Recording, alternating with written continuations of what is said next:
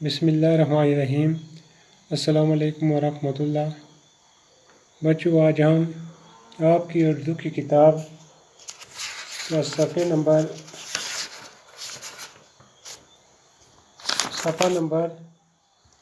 125 سے پڑھیں گے۔ تو کہانی کا نام ہوگا راجا جمبو لوچن۔ تو آپ اپنی اردو کی کتاب کا صفحہ نمبر 125 نکالیں تو ہم آج کا سبق اس سے شروع کریں گے۔ تو کہانی کو پڑھنے سے پہلے کچھ مشکل الفاظ مانی ہیں: فیاض، دریا دل، سخی، سخاوت کرنے والا، خوشحال، مالدار، کھاتا پیتا، محتاج، ضرورت مند، حاجت مند، سیاحت، سفر، سیر تفریح، ہمہ وقت، ہر وقت، ہمیشہ، تعمیل کرنا، حکم بجا لانا، متعدد، کئی، بہت سے، منعقد کرنا، قائم کرنا۔ تو یہ تھے مشکل الفاظ۔ تو ہم اردو کی کتاب کو لے کر اس سے ہم پڑھیں گے کہ یہ راجا جمبو لوچن کون راجا تھا۔ یہ ایک راجے کی کہانی ہے۔ آپ نے بہت سے راجاؤں کے بارے میں سنا ہوگا، کہتا کہ آپ نے بہت سے راجوں کی کہانیاں سنی ہوں گی اور پڑھا بھی ہوگا، لیکن آج ایک ایسے راجا کا حال بیان کیا جائے گا جو بڑا فیاض اور سخی تھا۔ ہم دونوں مشکل الفاظ ہیں، فیاض بھی اور سخی بھی۔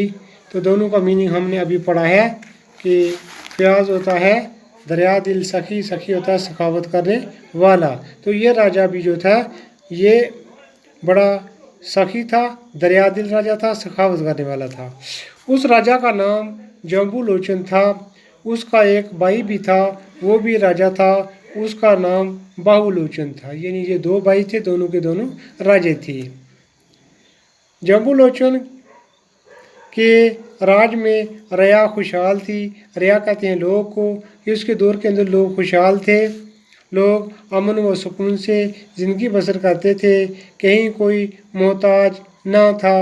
محتاج ہوتا ہے غریب، نادار، مفلس، حاجت مند، ضرورت مند۔ تو اس کے علاقے میں کوئی آدمی محتاج نہیں تھا، اناج کی کمی نہ تھی۔ دور دور سے لوگ سیاحت کی غرض سے یہاں آیا کرتے تھے۔ سیاحت ہو گیا سیر و تفریح، سیر سپاٹا۔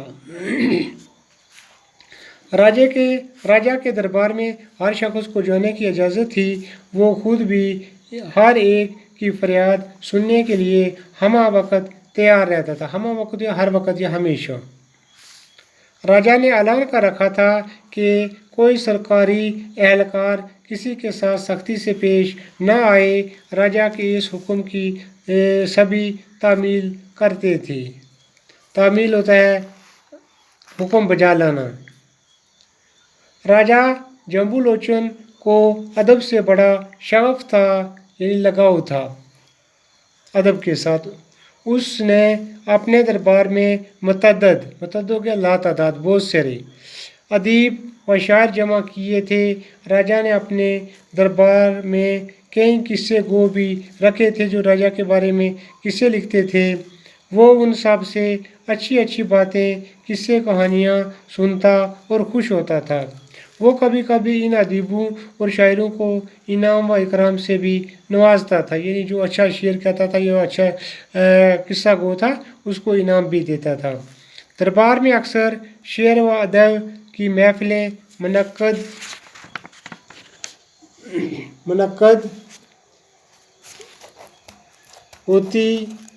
ہوتی جن کا حال مخبروں کے خبر دینے والے لوگ، مخبروں کے ذریعے لوگوں تک پہنچایا جاتا۔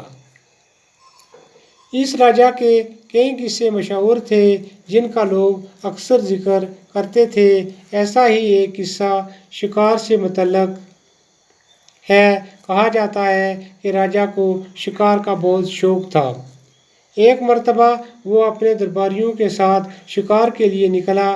کئی دنوں تک جنگل میں گھومتا رہا مگر اسے کوئی شکار نہ ملا۔ وہ مایوس ہو کر ایک ٹیلے پر جا بیٹھا، یعنی پہاڑ کی اونچی چوٹی پر جا کر بیٹھ گیا راجا۔ تھوڑی دیر سستانے کے بعد راجا پھر شکار کے لیے چل نکلا۔ وہ शिकार की तलाश में भटकते भटकते दूर पहाड़ियों की तरफ जा निकला।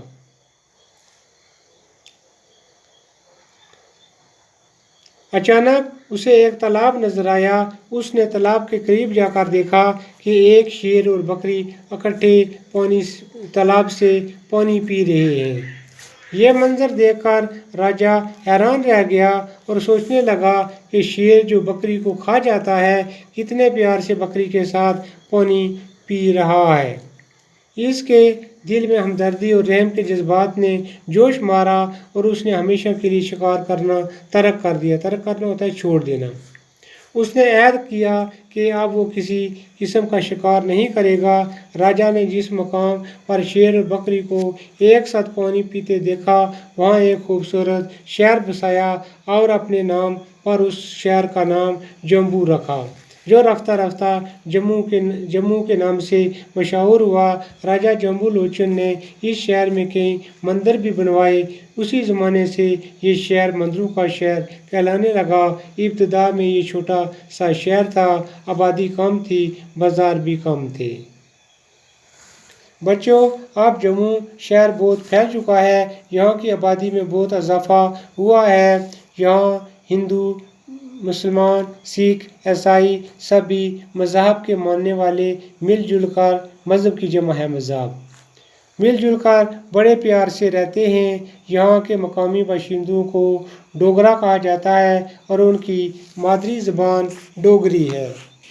लेकिन अब गोजरी, पहाड़ी, पंजाबी, कश्मीरी के अलावा उर्दू और हिंदी बोलने वाले भी यहाँ बस गए हैं। अब जम्मू में बहुत सारे बाज़ार हैं जहाँ कई तरह का कारोबार होता है। बेशुमार स्कूलों और कॉलेजों के अलावा यहाँ यूनिवर्सिटियाँ भी हैं। आप इस शहर में चौड़ी चौड़ी सड़कें हैं जिन पर गाड़ियों की रेल पेल है। कई जगह फ्लाईओवर भी तामीर किए गए हैं जिनसे ट्रैफिक की आमदोरफ्त मज़ीद आसान हो गई है। यहाँ की आब हवा मतअद्दिद है, ना ही ज़्यादा गर्म और ना ही ज़्यादा सर्द। यहाँ के लोग जफाकश और तनुमंद हैं। इस शहर में अब मंदिरों के अलावा गिरजे, मस्जिदें और गुरुद्वारे भी खासी तादाद में हैं। हवाई अड्डा और रेलवे स्टेशन की सहूलियात भी दस्तयाब है। ये थी राजा जम्बू लोचन की कहानी।